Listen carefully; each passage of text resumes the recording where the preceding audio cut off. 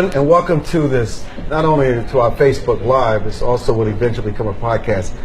You know, there's so many things going on in the world today, and it's so fast-paced, it's just hard to keep up with all the critical stories that people need to be aware of. We talk about the persecution of Christians in different areas around the world. And what we want to do is with philosopher and constitutional law expert Bruce Fein is bring into focus what is really going on in the country of Nigeria. What we're about to share with you that's going on in the country of Nigeria, where almost 50 million people could lose their lives, is just going to blow you away. And Nigeria, believe it or not, Nigeria has become the most dangerous place for Christians in the world. And you're asking, what did he just say? Yes. Nigeria has become the most dangerous place for Christians in the world. Bruce Fein, who was there recently, who spent time there, has come back with a startling report. This is his first interview, and we're breaking news here. Bruce, tell us what you saw and what is actually going on. Because when we think of Nigeria, we think of Boko Haram and the kidnapping of children, but it's much more deep and much more pervasive than what we know. And not only that, but just in terms of the numbers. For example, when I was there recently, even before my arrival, in the northern Nigerian states, and you've got to remember 12 of those states have Sharia laws enshrined as their legal code. It's just not advisory, it is the legal code, you know, cut off hands and stoning women and that kind of thing. But in these 12 northern states, there was a youth group. It gave a quit order to 11 million Biafrans who reside and have businesses there, saying, if you don't leave your home and business by October 1, we will destroy you.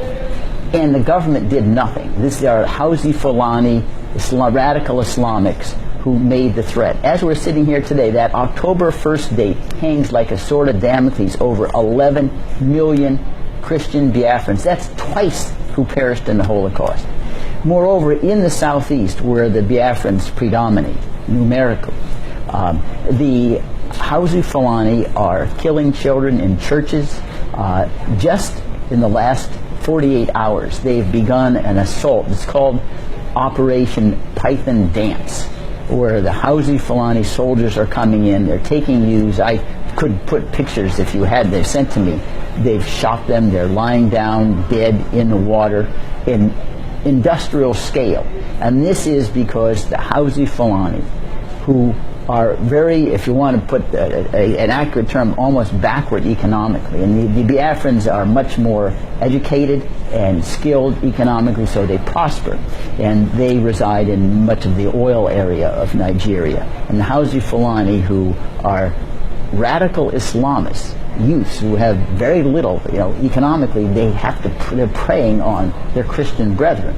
And the government is doing nothing. In fact, it's participating with the military. Are you telling me that the president of Nigeria has become a sympathizer to this, where you actually can go into religious gatherings, churches, and you can just kidnap and kill innocent people? With impunity. With impunity, and they say and do nothing? They do not. For example, I mean, I am a lawyer. I'm suing 16 members of the armed forces. We can't sue President Buhari because he's got immunity, because they have gone in and slaughtered and killed Christian Igbos. It's a pending lawsuit in the U.S. District Court in the District of Columbia, and there's no sanctions. There's no punishment for any of these members of the armed forces. Boko Haram is tiny compared. You're talking about hundreds. We're talking about millions here. Forget about the government. Why is there not an outcry from the people in the community?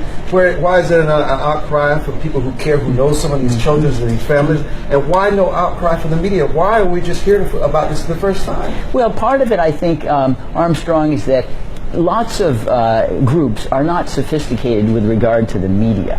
And, you know, the media responds to attention-getting efforts. And when you have basically a boycott, and I can guarantee if you're a reporter, you're not going into Enugu, that's the capital basically of Biafra, because it's difficult to get there, and so they don't cover it. And in part, too, I think President Buhari has done a good snow job. He came here about a year ago during the Obama administration. He spoke at the Peace Institute of all places while he's conducting war against his own people. And and you're right, the idea is, well, he's fighting Boko Haram, so we'll kind of squint at all the other things that he's doing. We sell him arms, and from time to time, Nigeria has oil. We have to keep them, like Saudi Arabia, in our good graces to get the oil flowing. And it's a total marginalization of a whole staggering number of people simply because it doesn't follow into the real politique of the time. How many people have died? Well, tens of thousands.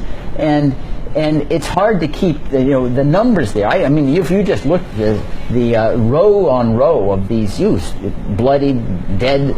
You actually saw? No, they're the pictures. I just got them in the last 48 hours, where I'm being sent these pictures on Facebook and on Twitter, and some of it is video. Where's the United Nations? Yeah, that is a good question. Where it's like Rwanda all over again, right? This is genocide. Yeah, it is. Because the definition of genocide is attempting to exterminate in whole or in substantial part because of your religion or ethnicity. And this is both. It's their Christian religion, their ethnicity is Igbos. They want to destroy them, plunder all of their property. And you'd figure, well, where's the United Nations? Where's the High Commissioner on Refugees and on Human Rights? Right now, he's deploring Burma's expulsion of and I don't want to exonerate them, of Muslims into Bangladesh, and this is on a scale that makes Bangladesh Muslims in a tea party. But you're making President Buhari of Nigeria, you're describing someone who is as if worse than ISIS. Because he does it under auspices of his leadership as a head of state. Yeah. I mean, and what he's inflicting upon the people of his country is nothing like we've seen anywhere. Yeah, well, that is exactly right. It's really good. I don't know whether I'm a little bit older than you. Maybe I don't look at the effort, the Biafran War in 1967 to 70. 2 million Biafrans died in that war, and it was provoked by similar kinds of sense of persecution and marginalization of the Igbos, in part because Nigeria really should have never been a country that tried to combine Yoruba and Hausa Fulani and Igbos under a single roof. It just didn't make any sense. And what you end up with is the majority oppresses the minority, and especially since historically the Hausa Fulani dominated the military, they had the guns, and so they just shot and dominated by force and violence and threats and intimidation. But how do we stop, for our listeners, how do we stop the genocide? What needs to happen to stop what's going on in Nigeria and bring it to the world attention? Well, what I have suggested and encouraging members of Congress, we need to get an international arms embargo on Nigeria. We need to have the UN Security Council designate particular people that should be investigated for the crime of genocide to be tried for the International Criminal Court, which has been done in other cases. We need to get these people who are complicit in the genocide listed. There's a recent law passed in the waning months of the Obama administration. It's called the Global Magnitsky Human Rights Accountability Act, where the president can designate people who are implicated in gross violations of human rights for a denial of visas, and their assets are frozen. There's a stigma attached. So those are the efforts that your constituents can recommend to their legislators in Congress and the United States Senate, and writing President Trump directly. Because remember, as President Trump, and especially Vice President Mike Pence, he attended a world summit on persecution of Christians globally in Mayflower Hotel here in Washington, D.C. in last May, and where he made all these statements that President Trump is going to stand up and against these radical Islamist terrorists who are slaughtering Christians. Well, here's a chance to do so on the strongest scale that's imaginable. And one thing that worries me, Armstrong, among others, aside from the sadness and the compassion you have for these families and people being killed and their lives being destroyed, is if Buhari can get away with this with impunity, what signals does that send to all these other Muslim-dominated radical countries in the Middle East. We don't have any price to pay. You know, with all the focus on North Korea and its bloody dictator, I mean, this guy also compares in comparison to what's going on in Nigeria. Let me ask you this. Is there a tinge of racism to this? The fact that Nigeria would be seen as a country of Africans. If this were a country where the Buhari was, let's say, a colonialist or a white head of state, would this be a different issue? Do they lessen the value of these lives and the importance of this matter because it's an African dictator?